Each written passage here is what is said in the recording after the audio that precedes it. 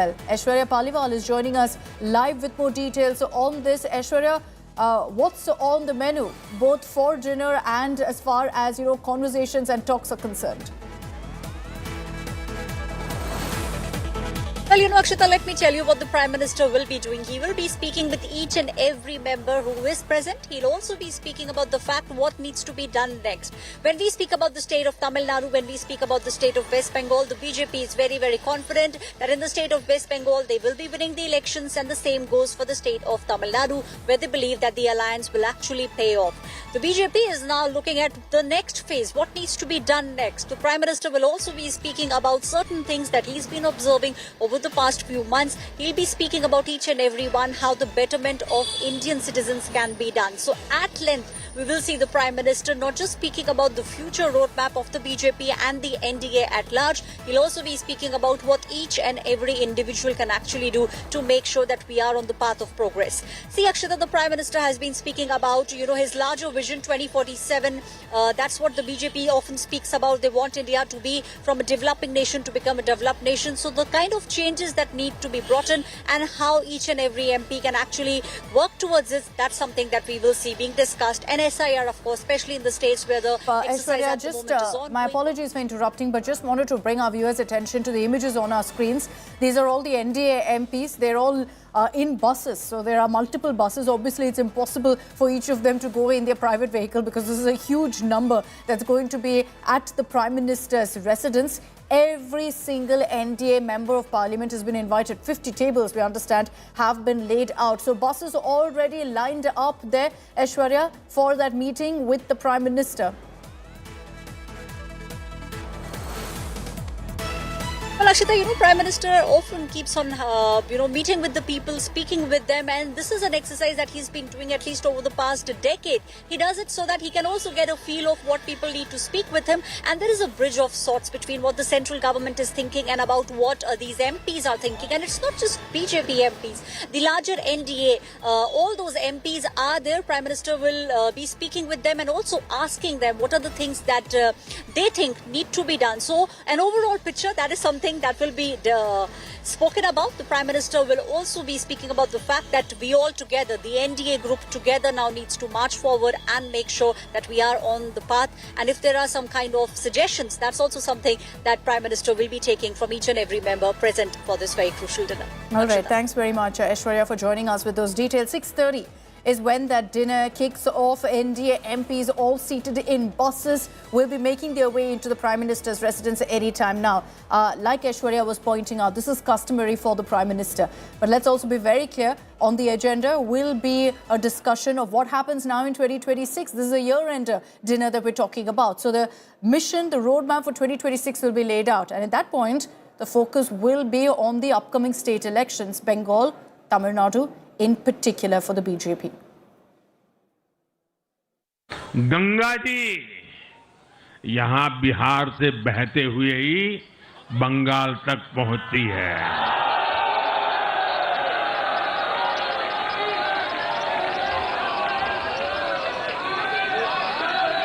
बिहार ने बंगाल में भाजपा की विजय का रास्ता भी बना दिया है।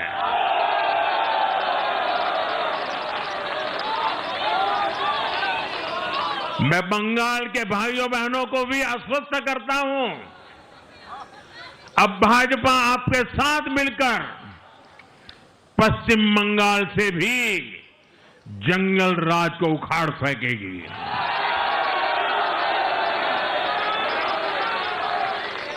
एसआईआर का विरोध करोगे तो बिहार की जगह बंगाल और तमिलनाडु में भी साफ।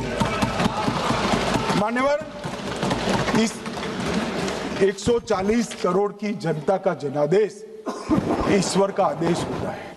हमारे यहाँ तो कहते हैं ना कि जनता ही जनार्दन है, तो जनता का फैसला श्री कृष्ण का फैसला होता है, जनार्दन का फैसला। और वो जनता के फैसले को ये लोग वोट चोरी इस तरह की भाषा का प्रयोग करते हैं। जनता देख रही है, जनता आंख मूंद कर नहीं बैठी।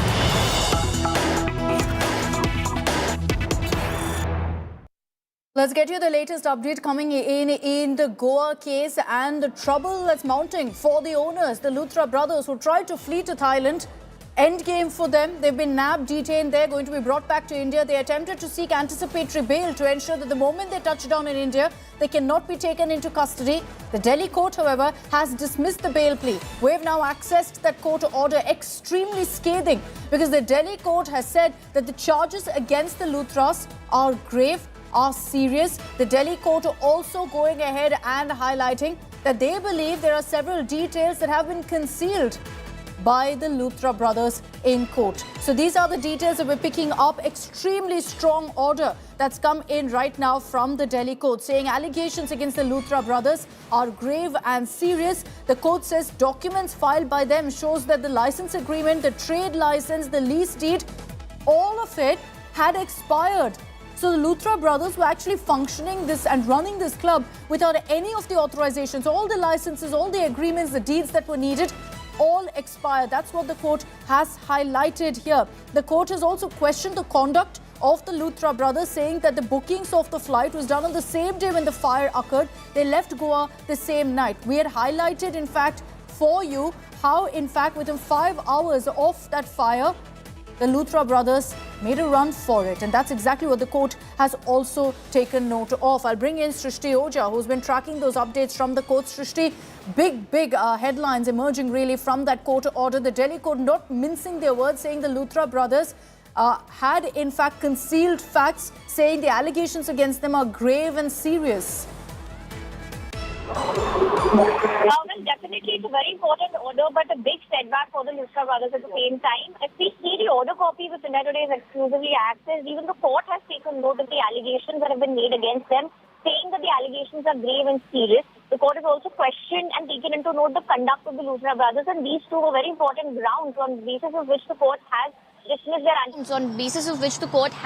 dismissed their anticipatory bail plea. However, an important thing to note here is that the court has said, remember there were certain arguments made on behalf of Luthra brothers stating that all their licenses and permissions are already in place. But now the court has made a very important note stating that based on the documents that they filed with their own application, it basically goes against their arguments, because those documents clearly show that the licenses, the copies that they attached were all expired.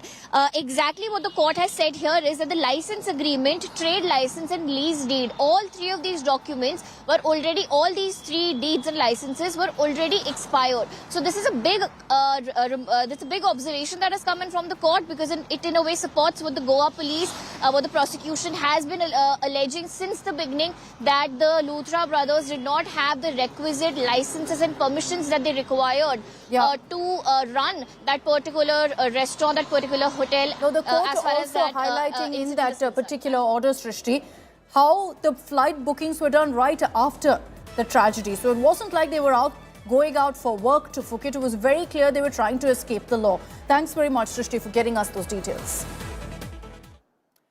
Let's move on now to our top story here on Super 6. The lamp lighting ceremony, Karthigai Deepam celebrations in Tamil Nadu, has spiraled into one of the most heated controversies in the state, and with just months to go for the election. Now, the showdown over the Thiruparankundram lighting of the Deepam has drawn sharp political, judicial and ideological reactions from Parliament to now the RSS headquarters. RSS chief Mohan Bhagwat has also stepped in, having in fact an opinion on this. He has said that the Hindus of the state will decide on this issue, will decide which way this goes. A lamp lit at a temple adjoining a Dargah in Tamil Nadu after massive showdown, and the judge who allowed the lighting of Deepam under political fire. Amid political slugfest over Karthigai Deepam on the stone pillar at Thiruparankundram temple, the Rashtriya Swayamsevak Sangh has waded into the controversy. RSS chief Mohan Bhagwat has asserted that Thiruparankundram issue in Tamil Nadu can be resolved in the state itself on the basis of the Hindus' strength. He also said that Hindus in Tamil Nadu are awakening. I think the issue can be resolved here only on basis of the Hindus' strength in Tamil Nadu only. We will not need to escalate it. But one thing is pakka, that issue will be favorably for Hindus. That is definite. Whatever it takes for that, we will do. I rise to condemn the unconstitutional. BJP MP Tejasvi Surya has also raised the Tamil Nadu Deepam row in Parliament today. This is an attack against the judiciary of the country. It is an attack on the impartiality of the judges. The DMK government, supported by the India Alliance and the Congress, is trying to weaponize impeachment as a method to silence the judiciary. This not only shows their anti-Hindu sentiments, but it also displays their contempt for the independence of the judiciary. Earlier, Home Minister Shah came down heavily on DMK over the impeachment motion against Justice G.R. Swaminathan, asking if targeting the judge is okay after losing a case. आजादी के इतने साल में नहीं हुआ है मान्यवर कि कोई जज एक जजमेंट दे तो जज के खिलाफ इंपीचमेंट लेकर आते हैं अपनी वोट बैंक को एड्रेस करने के लिए इंपीचमेंट लेकर आते हैं मान्यवर. The opposition has upped the ante against BJP over the issue. See, we have given impeachment notice based on 13 charges against Justice G.R. Swaminathan, signed by 107 MPs of Lok Sabha. And these 13 charges against him are not new. It is not related to anything of the recent happening like Thiruparankundram or any other temple or any other issue. क्या Bharatiya Janata party और RSS फैसला करेगी कौन हिंदू है? हिंदू जो है RSS अगर चाहती है कि तमिलनाडु में ऐसा हिंदुत्व जगाए तो तमिलनाडु की जनता इनको पहचानती है, इनको नकारेगी. आज तक इसीलिए इनके पैर वहां नहीं जम पाए. DMK has been pushing for impeachment of the Deepam case judge, saying his verdict was biased. With assembly polls due next year, it looks like the temple versus Dargah war will continue to escalate. With Pramod, Madhav, Bureau Report, India Today.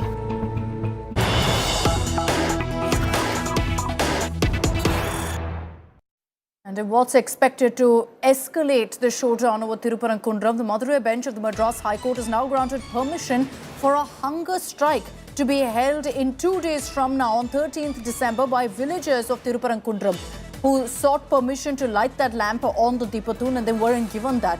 Now, after that, they've sought permission to stage a protest 2 days from now in Thiruparankundram, which has been granted by the Madurai bench of the Madras High Court. Anaga Keshav is joining us live from Chennai with more details on this. Anaga, this is going to further escalate the political showdown that we've been witnessing. We understand the court has given its nod, but with certain terms and conditions. Well, in fact, the Tamil Nadu government had not given permission for the Hindu side to light a lamp at the Deepathoon, which is near the Dargah. And therefore, the public in Thiruparankundram have now decided to stage a hunger strike 2 days from now, that is on December 13th, at the hilltop near Thiruparankundram. Their demand is that they should be allowed to light a lamp near the Deepathoon, which is just 50 meters away from the Dargah. The Hindu side believes that their rights are being impinged upon by the DMK and Tamil Nadu government, and hence they are undertaking this strike. In fact, many members from the public, apart from the Hindu Munnani group, are also taking part in this particular hunger strike protest, which is going to take place the day after tomorrow against the Tamil Nadu government. For those details, so you're going to see this issue escalate now. 2 days from now, there are going to be protests. What Anaga tells us is that yes, there are locals, but also Hindu groups involved in this hunger strike protest that's going to take place in Thiruparankundram, which is where this temple is, which is where the Dargah is, which is where the Deepathoon is, where in fact they wanted to light that lamp on Karthigai Deepam.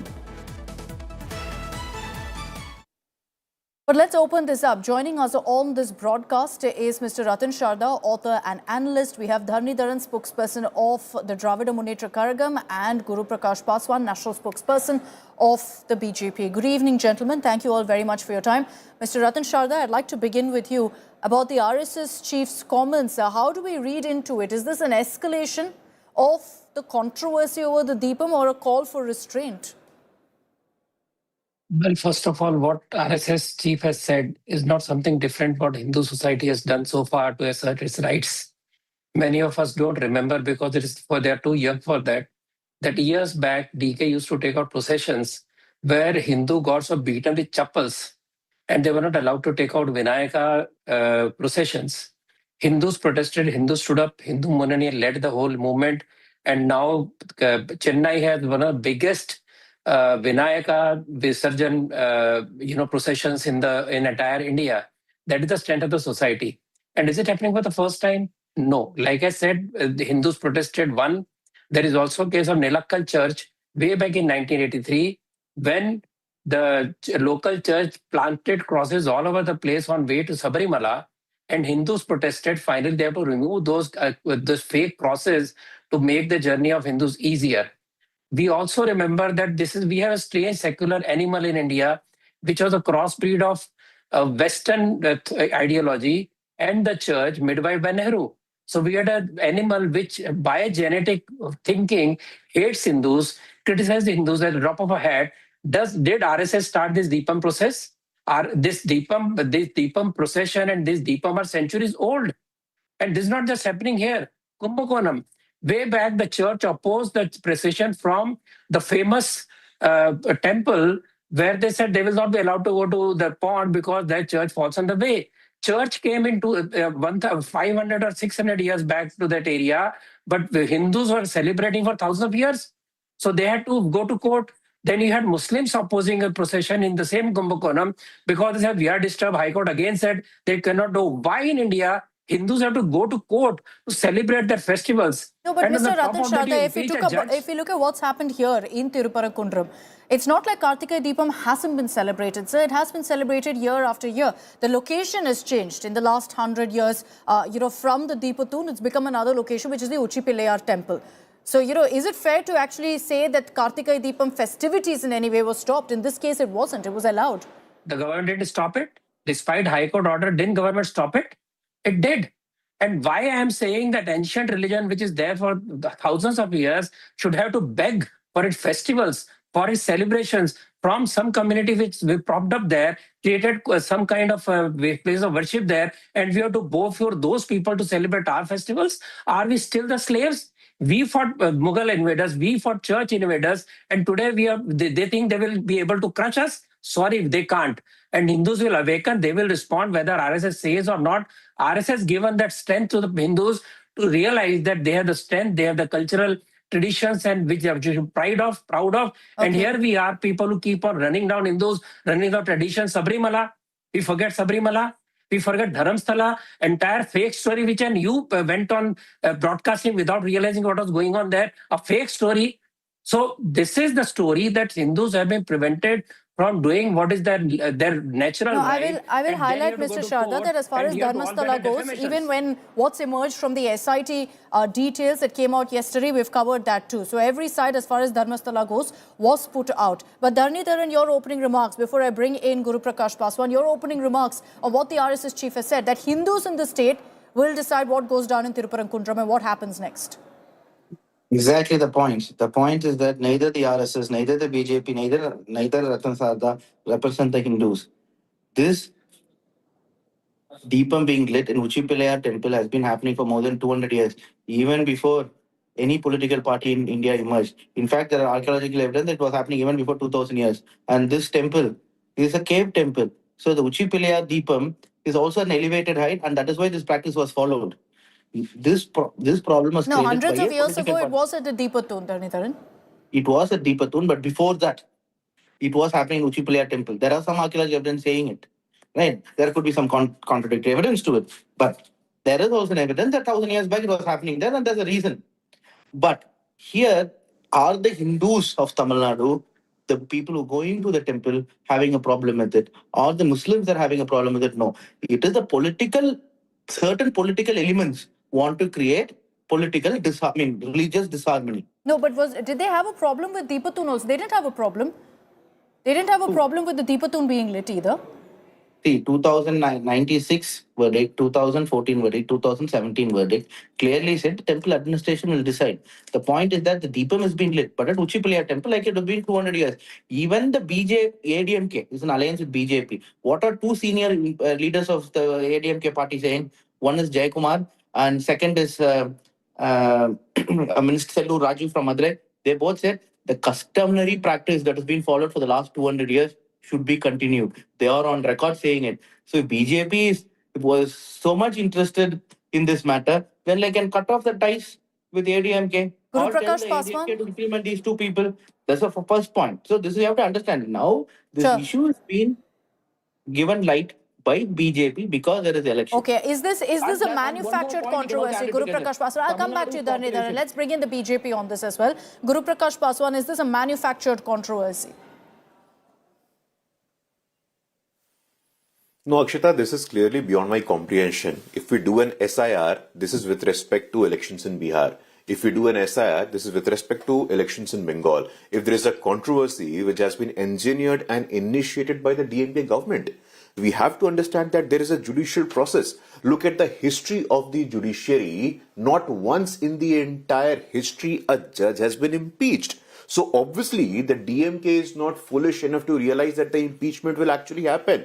There is a deeper malice here, Akshita, that we need to understand. There is a political messaging to a community. There is a politics of minority appeasement which is on the surface of Tamil Nadu politics as of now.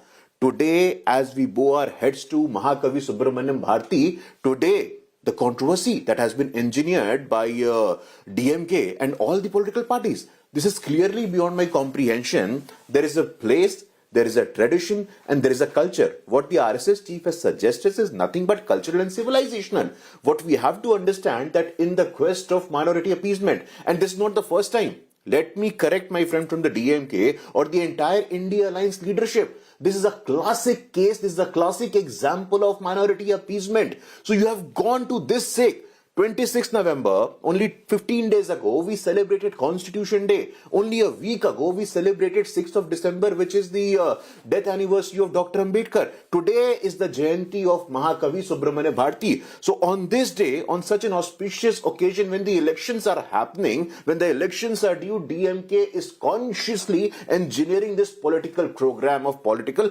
appeasement, minority appeasement in particular. We have had prime ministers in this country who have said, and I quote publicly, that the first right over the resources of the country belongs to minorities, and is particularly Muslim minorities. So this is nothing but a classic case of minority appeasement. But we have to understand, Tamil Nadu is a place of civilization. Tamil Nadu is the cultural fulcrum of our entire civilization. But the politics of DMK has ended up exposing the selective anti-Hindu approach of DMK. The history of DMK is, if you go through the history, so many examples. So many, you remember just 10 seconds, I'll finish I did not interfere when anyone else was speaking. You would remember, Akshita, only last year a conference was held, eradication of Sanatan Dharma.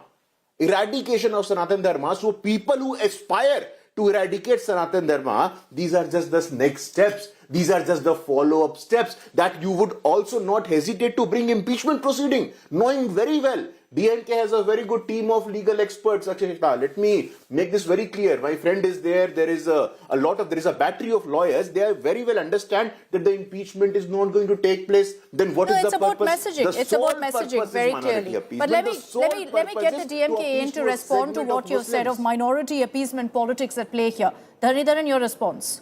I want to answer two things. First of all, the first impeachment of a judge in independent India was launched by the BJP party in 91, and of course BJP has been involved in at least four to five such attempts. And in a democracy, we need to have checks and balances in place. The judiciary should keep a check on the executive and the legislature, and the legislature should keep a check on the judiciary, which is nothing wrong. So when it comes to minority appeasement, there is no minority appeasement in Tamil Nadu, simply because people in Tamil Nadu are not discriminated based on religion. You grew up in Tamil Nadu, you are from Tamil Nadu, you know it. So that it is why BJP is failing miserably in Tamil Nadu, single-digit vote share if they don't have an alliance partner, simply because such religious discrimination has no place in Tamil Nadu. The whole point is, even the Hindus I meet and talk, people are saying, this has been going on for 200 years. Now, why isn't controversy created by the BJP? This is what they are talking about, right? Okay. And even in 1967, DMK came to power for the first time, right?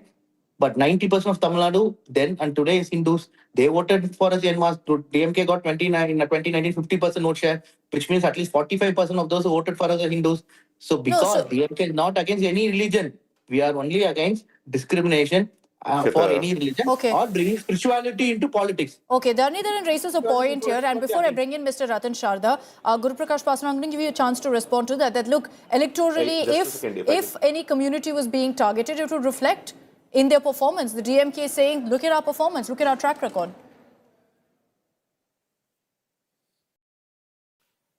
Akshita, if vote share gives you legitimacy to do anything, then the Bharatiya Janata Party can do anything. What a preposterous argument is this? And I'm sorry, I don't agree with this position that if you're getting a substantial vote share, you gain a legitimacy to do any unconstitutional thing. And as far as the footprints of Bharatiya Janata Party is concerned, let me remind my friend from the DMK, for the first time in the history of our country, we have a Tamil finance minister, we have a Tamil foreign minister, we have had Jana Krishnamurthy who has led the Bharatiya Janata Party in the past. So we don't need any certificate with respect to having footprints of the Bharatiya Janata Party in Tamil Nadu. Point number one. Point number two, he was talking about secularism. What is true secularism? What is true secularism according to you? Treating, will you do the same thing if there is a Christian celebration in schools? You will not. Will you do the same thing if there is a Eid Milad procession? You will not. You have to agree that your definition of secularism ends with Hindus. All the traditional and civilization and cultural practices of Hindus would be looked by the lens of secularism, but all the Christian procession, all the Eid Milad procession, you will not look. So this clear cut sufficiently establishes the case of minority appeasement which we have been suggesting. Historically, politically, culturally and civilizationally, Tamil Nadu has been the epicenter and the fulcrum of our civilization. What the DMK is right now doing is nothing but indulging in the politics of minority appeasement. And they will go to this extent as well, to initiate an impeachment process just for the sake of vote bank.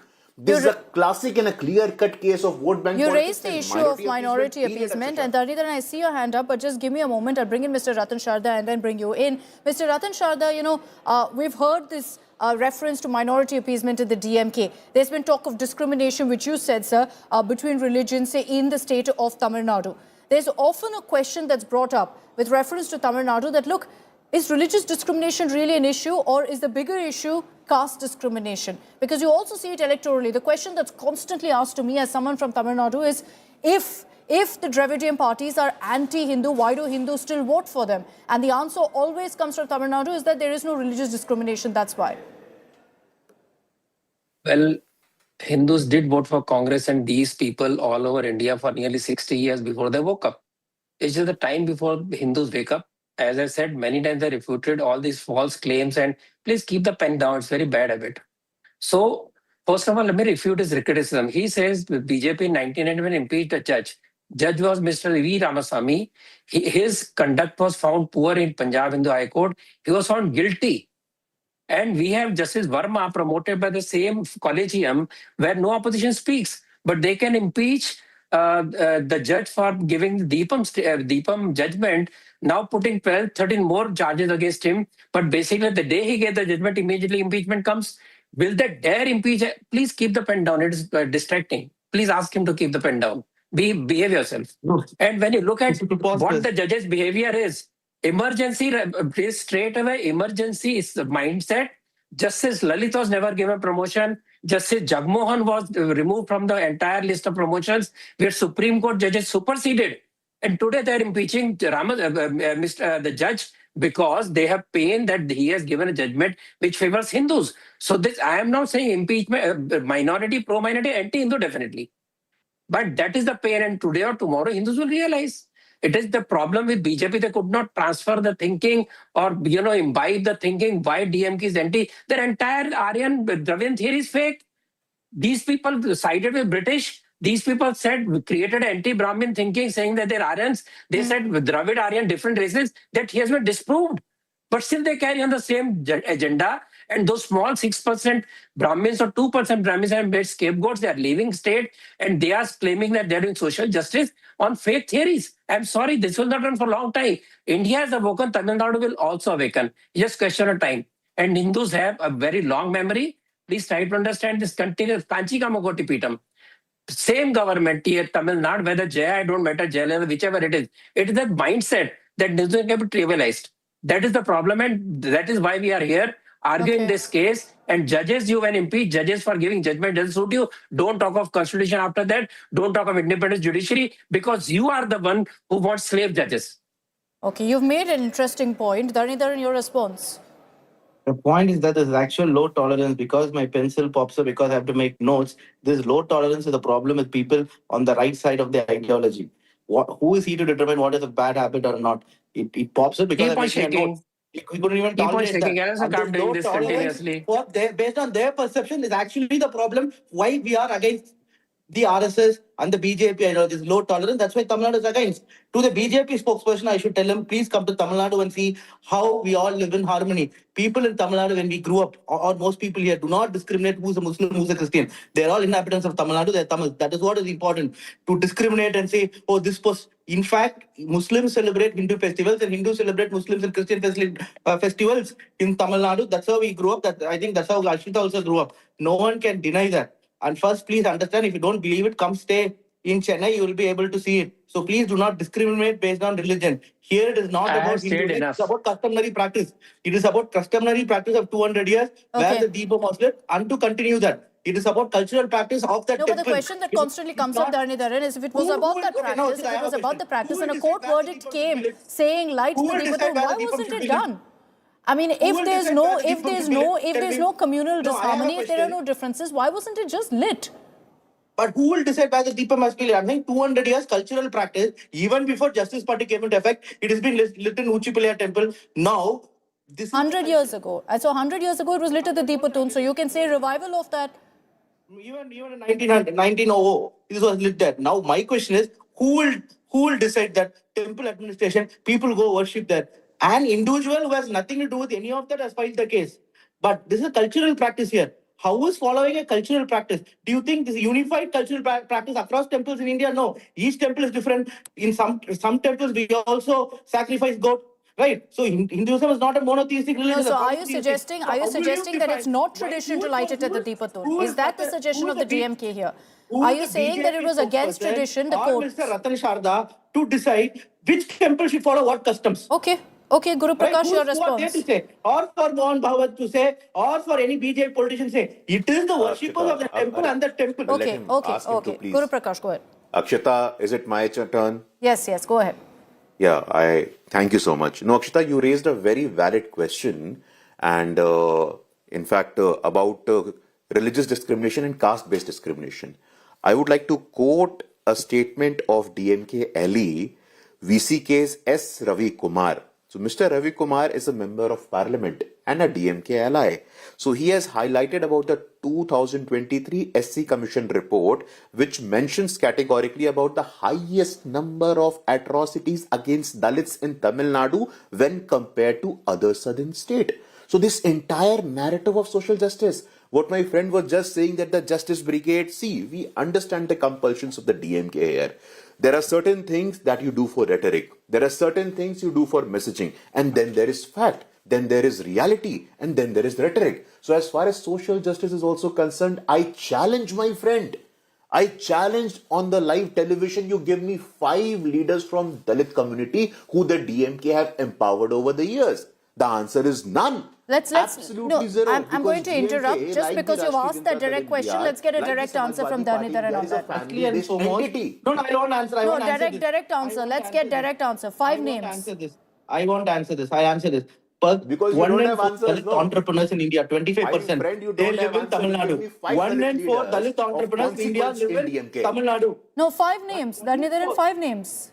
I will answer this. 1 in 4 Dalit entrepreneurs in India live in Tamil Nadu. Per capita GDP of Dalits in Tamil Nadu is 10 times higher than Dalits in Bihar. The number of crimes against Dalits in Tamil Nadu is 10 times lower than this home state of Bihar. Dude, I don't want to. Dude, your ally Ravi Kumar has said, I'm not saying. Dalits rights in Bihar very, very bad. Bihar and Uttar Pradesh, Dalit rights. Your own minister's son has gone and attacked Dalit farmers. Okay, I'm going to. Dalits are not allowed to enter temples in Uttar Pradesh and Bihar. Okay. Dalits are not allowed to enter. 1 in 4 Dalit entrepreneurs. No, quickly, I don't want to move on to other subjects. I have to wrap this up. So quickly, closing comments from each of you. I'm worried about the I'll come to you. Dhanidharan, I'll come to you last since I'll... That per capita GDP is 10 times lower. Okay, we'll talk about what's happening right now in Thiruparankundram. I'll begin with Mr. Ratan Sharda. Your closing comments, sir. Dhanidharan, hold on, please. Closing comments from Ratan Sharda first. Mr. Dharidhan doesn't know that in 2024 there was a conflict between the Dalit Christians and high caste Christians in Kumbakonam regarding a procession where Dalit Christians not allowed entry. That is the casteism in Tamil Nadu. So it is a deep-rooted casteism, which even Guru Prakash pointed out. Secondly, it is not that you have done something. Tamil Nadu had highest percentage of OBC and SC/ST even during Gurukula days in 18th century, as recorded by British. 70% of the people in the Gurukulams were SC, ST, OBCs of today. That is the wealth on which you are sitting. You did nothing great. You tried to bring everybody down to your level where everybody hated each other. This is the culture of Tamil Nadu, which you could not destroy. I am sorry to tell you. Okay, Guru Prakash, your closing comments before I bring in Dharnidharan. Dharnidharan, I'll give you the last word. I'll give you the last word so you get a chance to respond to both. Guru Prakash. Akshita, let us have a calm debate. Hold on, Dharnidharan, come on, hold on. I'll give you a chance. Arey yaar, I asked a simple question to my friend to name 5 Dalit leaders. अरे आप सुनो तो यार यार अगर ये लड़ना है तो मैं नहीं करूँगा. Guru Prakash, go ahead. We've ensured, yeah. Your 2 minutes. नहीं, we have to understand. I asked a simple question. Akshita, I asked a simple question to my friend from the DMK. Give me 5 names, Dalit leaders from the DMK who have been leaders of consequence, the leadership that you have cultivated. He gave 0 names. He gave absolutely 0 names because like DMK, the point which I was trying to finish in my last segment, DMK is like Samajwadi Party. DMK is like the Rashtriya Janata Dal. It is a family-based dynasty entitled privileged enterprise that we have to understand. On what basis do you claim DMK as a social justice revolutionary organization? This I don't understand. I asked for 5 names, I give you a discount. You give me 2 names. And the fact of the matter is that travesty is that the DMK leader, the DMK spokesperson is not in a position to give 2 names as well. Okay, I'm running out of time. Dharnidharan, closing comments, please. You give 2 names. You first give 2 names. I am giving you. Look at the state. No, I don't want to get. Please, gentlemen, please avoid an argument. Please avoid. You could not counter. Please avoid an argument.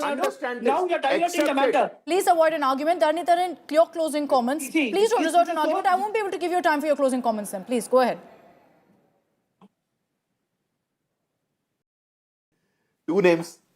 Dharnidharan, your closing comments. I am. Who is here? Why should I answer? What has BJP done for Dalits? Tell him 2 things. What BJP has done for Dalits? What has BJP done for Dalits? The most anti-Dalit party in the country is BJP. Just hold on. I'm wrapping this up now.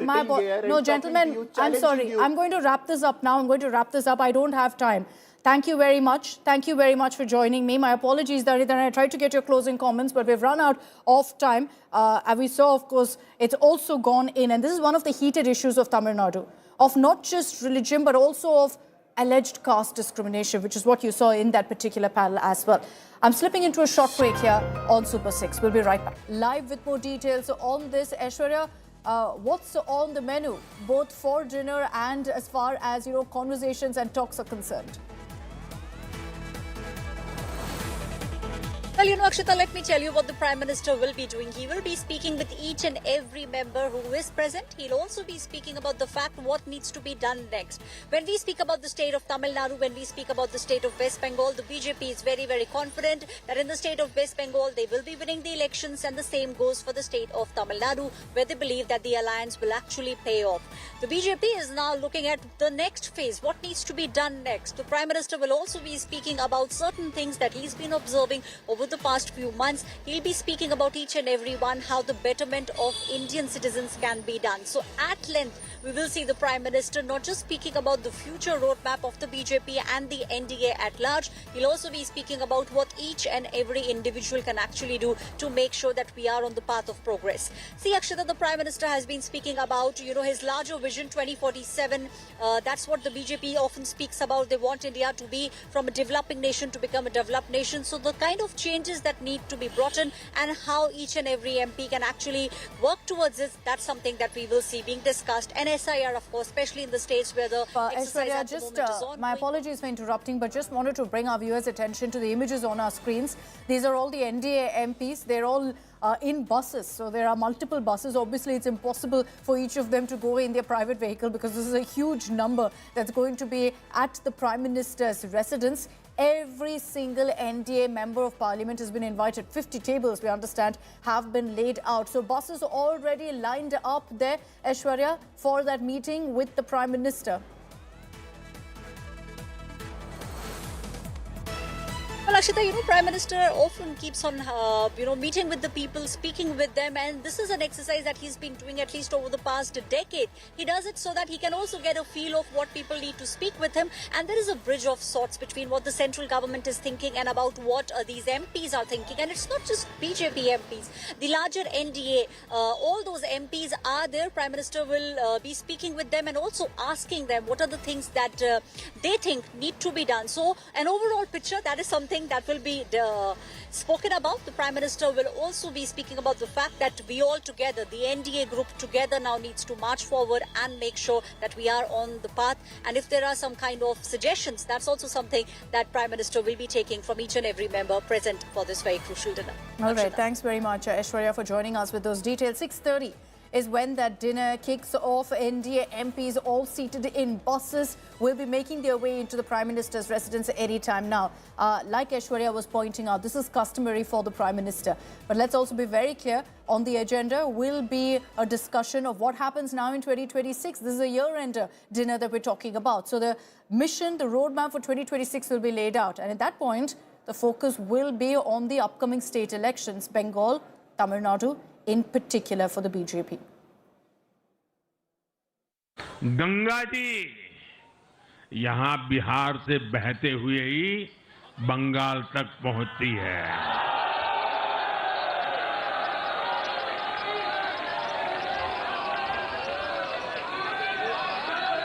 Bihar ने बंगाल में भाजपा की विजय का रास्ता भी बना दिया है।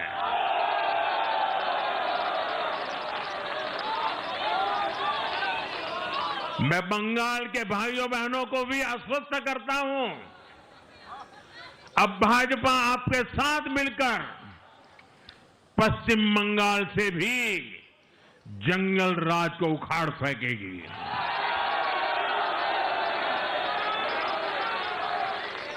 SIR का विरोध करोगे तो बिहार की जगह बंगाल और तमिलनाडु में भी साफ। मान्यवर, इस 140 करोड़ की जनता का जनादेश ईश्वर का आदेश होता है।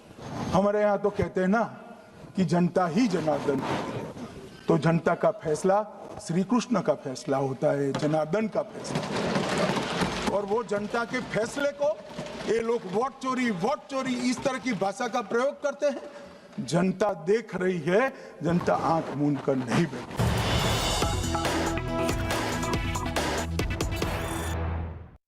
Let's get you the latest update coming in the Goa case and the trouble that's mounting for the owners, the Luthra brothers who tried to flee to Thailand. Endgame for them. They've been nabbed, detained. They're going to be brought back to India. They attempted to seek anticipatory bail to ensure that the moment they touch down in India, they cannot be taken into custody. The Delhi court, however, has dismissed the bail plea. We've now accessed that court order, extremely scathing, because the Delhi court has said that the charges against the Luthras are grave, are serious. The Delhi court also going ahead and highlighting that they believe there are several details that have been concealed by the Luthra brothers in court. So these are the details that we're picking up. Extremely strong order that's come in right now from the Delhi court, saying allegations against the Luthra brothers are grave and serious. The court says documents filed by them shows that the license agreement, the trade license, the lease deed, all of it had expired. So the Luthra brothers were actually functioning this and running this club without any